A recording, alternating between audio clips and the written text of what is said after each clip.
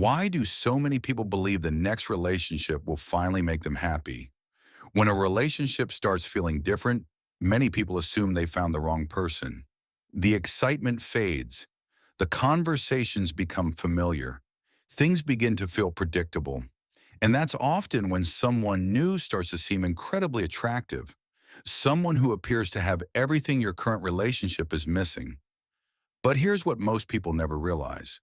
Our minds rarely compare two complete relationships. Instead, we often compare a real partner with an imagined possibility, a real partner against an imagined one.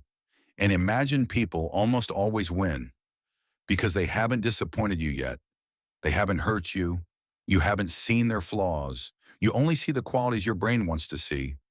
Psychologists call this idealization. We don't evaluate the whole person. We focus on the traits we feel deprived of, the attention, the excitement, the affection, the understanding. And that's why leaving one relationship often doesn't solve the problem. Because if the real issue isn't the person, but the expectations, patterns, or needs we carry into relationships, the same struggles eventually return, just with someone new. So why does this happen? And why do so many people discover that the next relationship doesn't fix what felt wrong in the last one? That's what we'll explore in this video. Most relationships don't end because of one dramatic moment. They slowly change. The excitement fades. Life becomes busy. Conversations become familiar. The butterflies aren't as intense as they once were. And that's often when people begin asking themselves, what happened? Why doesn't this feel the same anymore? Maybe I'm with the wrong person. But here's something most people never learn. The beginning of a relationship isn't meant to last forever. In psychology, there's a concept called hedonic adaptation. It describes our remarkable ability to get used to almost anything. A new house, a new job, a new car, and yeah, a new relationship. What once felt extraordinary slowly becomes normal, not because it's less valuable, but because the brain naturally stops reacting to what has become familiar. That's part of how our minds naturally adapt to familiarity. The problem is that many people mistake this shift for proof that something is wrong. They believe the relationship has changed because they chose the wrong person, when in reality, they may simply be experiencing what almost every long-term couple experiences. The excitement fades, but something else has the opportunity to grow. Trust, safety, emotional intimacy. The problem is that these feelings are quieter. They don't create butterflies. They create stability. And if someone believes love should always feel exciting, they may mistake emotional safety for boredom. That's one of the biggest reasons people start searching for the feeling they had in the beginning, without realizing that the feeling they miss wasn't meant to last forever. And that's often when someone new begins to feel impossible to ignore, not necessarily because they're a better partner, but because they're still an unknown one. When we're unhappy, our attention naturally shifts toward whatever seems to offer what we're missing. More attention, more affection, more excitement, more understanding, and suddenly one person seems to have everything our current relationship doesn't. But here's what's really happening. We're not seeing the whole person, we're seeing a carefully selected highlight reel. This is one way the halo effect can influence how we see new people. When we notice one or two qualities we admire, our minds naturally begin filling in the blanks. We assume they're kinder, more compatible, more emotionally mature, a better partner, even though we have very little evidence for any of it. Because at this stage, we don't actually know them. We haven't seen how they react under pressure, how they handle disappointment, how they communicate during conflict, how they behave when they're hurt, jealous, or afraid. We haven't experienced ordinary life together.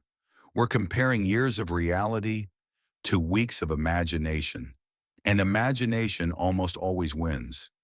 Because new relationships don't begin with reality.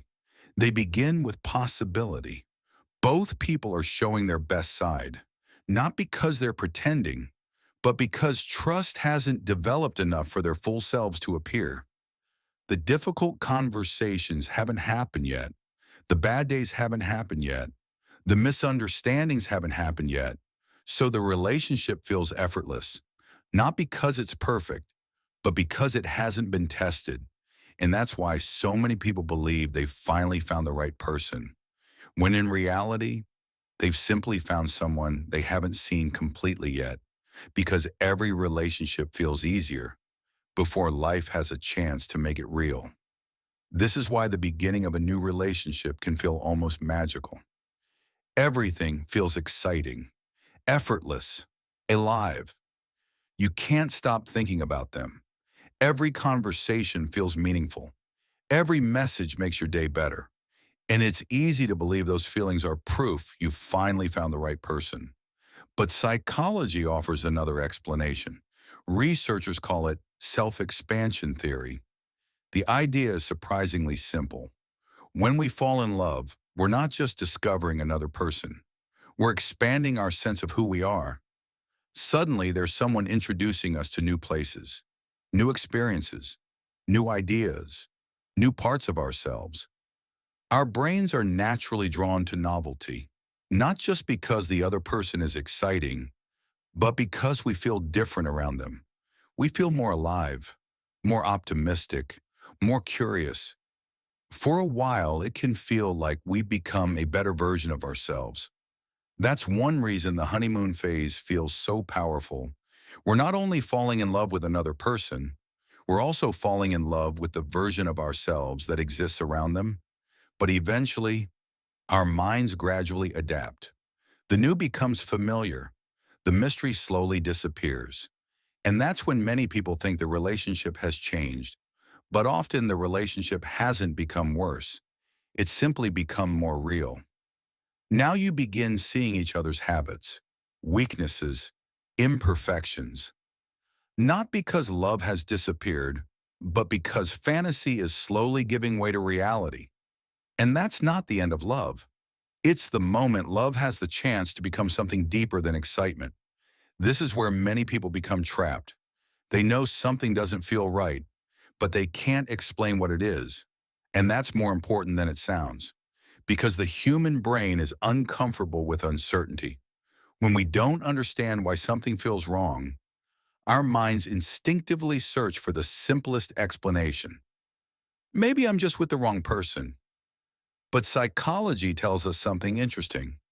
We often confuse the source of a feeling with the trigger of that feeling. In other words, the relationship may reveal a problem without actually being the problem itself. For example, feeling ignored doesn't always mean your partner doesn't care.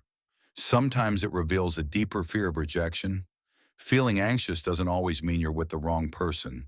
Sometimes it activates an old attachment pattern that existed long before this relationship began. Feeling disconnected doesn't always mean love has disappeared. Sometimes it simply means an important emotional need has never been communicated. This is one reason psychologists place so much importance on self-awareness, because we can't solve a problem we don't understand. Many people spend years changing partners when what actually needs attention is the pattern that keeps following them. An unmet emotional need, a fear of abandonment, a fear of intimacy, a communication style learned in childhood, or expectations that were never spoken out loud. And here's the uncomfortable truth. Until we can clearly name what's hurting, we'll often keep blaming the person who happened to trigger it. Not because they're always responsible, but because our minds naturally prefer simple explanations over uncertain ones. That's why changing relationships doesn't automatically create understanding. Without understanding ourselves, the same questions often return, just with a different face. This is where many people begin to feel like they're living the same relationship with different people. They leave one relationship believing the next one will finally be different. And at first, it usually is. The chemistry feels different. The conversations feel different. The person feels different. But months later, the same frustrations often begin to appear. Not because every partner is the same, but because we never enter a relationship as a blank slate. We bring our history with us, our expectations, our fears, the ways we've learned to love, the ways we've learned to protect ourselves, the ways we've learned to react when we feel rejected, criticized, or abandoned. Psychologists sometimes describe this as a tendency toward repeating familiar emotional patterns, not because we consciously choose them, but because the familiar often feels safer than the unknown, even when the familiar hurts us. That's one reason someone can leave a controlling relationship only to end up with another controlling partner, or leave someone emotionally unavailable only to fall for someone similar again. Not because they want to suffer, but because familiarity can feel strangely convincing, and what feels familiar often feels believable. This doesn't mean every relationship problem comes from you, and it certainly doesn't mean unhealthy behavior should be tolerated, but it does mean that self-awareness changes everything. Because once you recognize the pattern, you finally have the chance to interrupt it. Many people spend years searching for a different partner, when the real breakthrough comes from becoming a different version of themselves. Because changing partners may change the story, but changing your patterns can change the ending. One of the biggest myths about love is that the right relationship should simply work. That if two people truly belong together, communication should feel effortless. Needs should be understood without being spoken. Conflict should be rare. And if maintaining the relationship takes work, it must mean something is wrong. But decades of relationship research suggest something very different. Healthy relationships don't survive because they avoid problems. They survive because they repeatedly repair them. Relationship researcher Dr. John Gottman introduced the concept of bids for connection. These are the small moments when one person reaches toward the other. Look at this. How was your day? A smile, a joke, a hand reaching across the couch.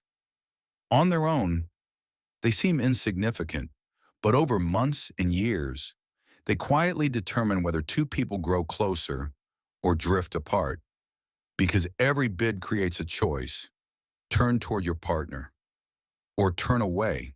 And here's what surprises many people. Relationships rarely collapse because of one enormous fight.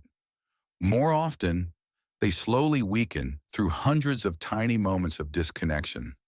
The conversations that never happened, the feelings that were never expressed, the apologies that never came, the needs that remained unspoken.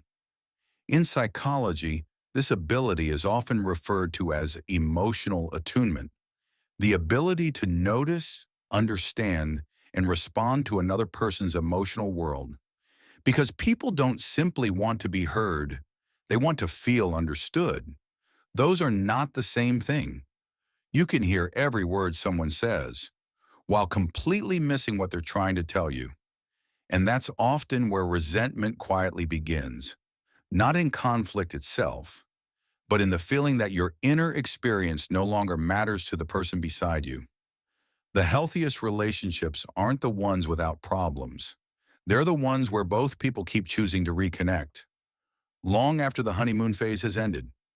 Here's one of the most uncomfortable truths about long-term relationships. The healthiest relationships don't avoid difficulty. They become good at recovering from it. Many people believe compatibility means rarely arguing, rarely feeling frustrated, rarely disappointing each other. But that's not what decades of relationship research have found. Conflict is not the opposite of compatibility. It's an unavoidable part of intimacy, because the closer two people become, the more opportunities they have to misunderstand each other, to disappoint each other, to trigger old wounds. The question isn't whether those moments will happen. They will. The real question is what happens next. Relationship researcher Dr. John Gottman calls these moments repair attempts. They're the small things people do after tension appears. A sincere apology, a joke that breaks the tension, a hug, a simple Can we start over? Research suggests these small moments may predict relationship success even better than the conflicts themselves. Because relationships aren't built by never hurting each other. They're built by learning how to reconnect after you do. That's the uncomfortable truth many people never hear. The end of the honeymoon phase isn't the beginning of a bad relationship. It's the beginning of a real one. One where love is measured less by constant excitement and more by two people's willingness to keep choosing each other, especially after things become difficult. Because lasting relationships aren't defined by the absence of conflict. They're defined by the ability to repair it. Before we go any further, there's an important distinction we have to make. Not every relationship should be saved, and not every relationship should end. One of the biggest mistakes people make is placing every relationship problem into the same category. But psychologists don't. They often distinguish between healthy conflict and destructive conflict. Healthy conflict happens because two different people are trying to build one shared life. They disagree, misunderstand each other, get frustrated, say the wrong thing, need space, need reassurance. These moments can hurt, but they can also strengthen a relationship when both people are willing to understand, repair, and grow. Destructive conflict is different. It's built on fear instead of safety, control instead of respect, manipulation instead of honesty, or repeated emotional or physical abuse. Those aren't communication problems. They're violations of trust and psychological safety. And no amount of better communication can fix a relationship where one person refuses to treat the other with dignity. That's why it's so important not to confuse normal relationship struggles with harmful relationship dynamics. Healthy relationships require effort.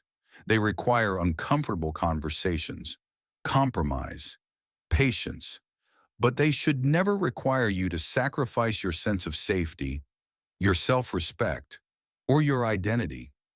Because love isn't measured by how much pain you're willing to tolerate. It's measured by whether both people are willing to create an environment where each other can feel safe enough to grow. Understanding that difference may be one of the most important relationship skills anyone can develop. The next relationship may feel different.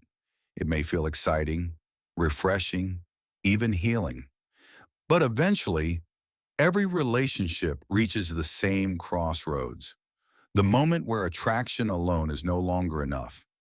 And two people have to decide whether they're willing to understand each other or simply start searching for someone new. That's why lasting relationships are rarely built by finding the perfect partner. They're built by two imperfect people who keep choosing curiosity over assumption, conversation over avoidance, and repair over resentment. Perhaps the biggest lesson psychology teaches us is this: wherever you go, you take your mind with you, your expectations, your attachment patterns, your fears, your emotional habits. A different partner may change your circumstances, but it won't automatically change the parts of yourself you haven't yet understood. That's why the next relationship isn't always the answer. Sometimes, understanding yourself is. In many cases, the quality of your relationships won't exceed the quality of your self-awareness. And perhaps that's the real question. Not, did I find the right person? But am I becoming the kind of person who can build the relationship I'm looking for? Because sometimes the relationship that changes your life the most isn't the next one. It's the one you begin with yourself. Because every relationship you build with someone else begins with the relationship you have with yourself.